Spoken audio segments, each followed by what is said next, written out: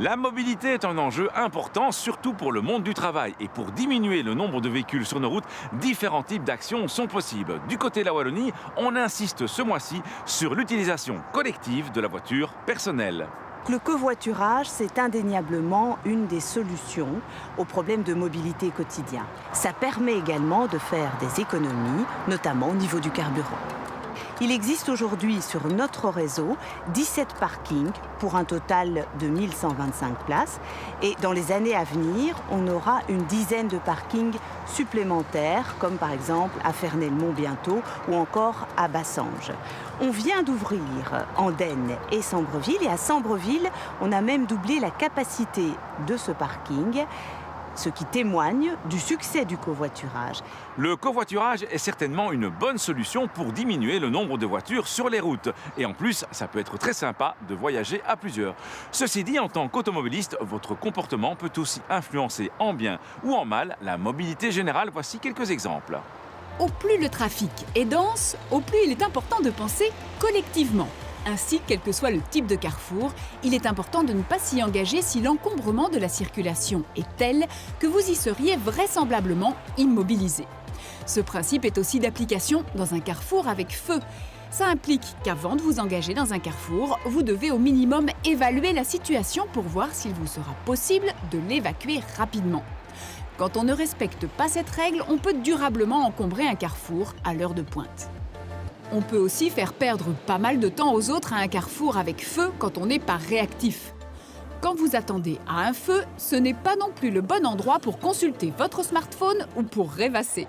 On pourrait passer bien plus de véhicules sur l'ensemble des feux de circulation si tout le monde, quelle que soit sa place dans la file, était plus rapide dans son démarrage. Dans les files aussi, les conducteurs occupés à d'autres tâches manquent de réactivité, ce qui a pour effet d'allonger les bouchons.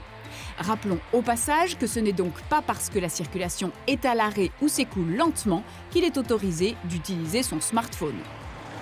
La mobilité peut être également fortement perturbée par des arrêts et stationnements gênants. Ainsi, un seul véhicule en double file peut faire perdre beaucoup de temps à beaucoup de monde. Mais ce n'est pas le seul arrêt ou stationnement gênant qui fait perdre du temps. C'est aussi le cas de l'interdiction de se garer dans l'angle d'un carrefour. Quand des véhicules se garent dans l'angle d'un carrefour, ils masquent la vue des conducteurs qui l'abordent, ce qui constitue un danger, mais ils gênent aussi fortement les manœuvres des véhicules qui virent, particulièrement quand il s'agit de gros véhicules comme des camions ou des bus.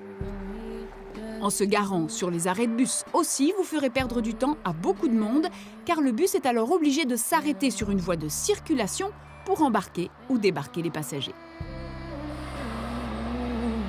Pour plus de mobilité, il faudrait très certainement moins d'égoïsme et un meilleur partage de la route. Et le covoiturage va certainement dans ce sens. Mais le respect des règles du code de la route, dont beaucoup ont une influence sur la mobilité, pourrait déjà aider à fluidifier le trafic, surtout à l'heure de pointe.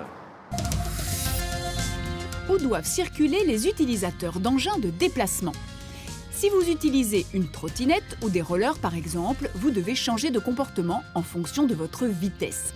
Ainsi, si vous ne dépassez pas l'allure du pas, vous devez vous comporter comme un piéton, ce qui veut notamment dire utiliser en priorité les trottoirs et traverser sur les passages pour piétons. Mais si vous roulez plus vite qu'à l'allure du pas, vous êtes alors assimilé à un cycliste et vous devez utiliser en priorité les pistes cyclables et si nécessaire la chaussée, comme n'importe quel cycliste.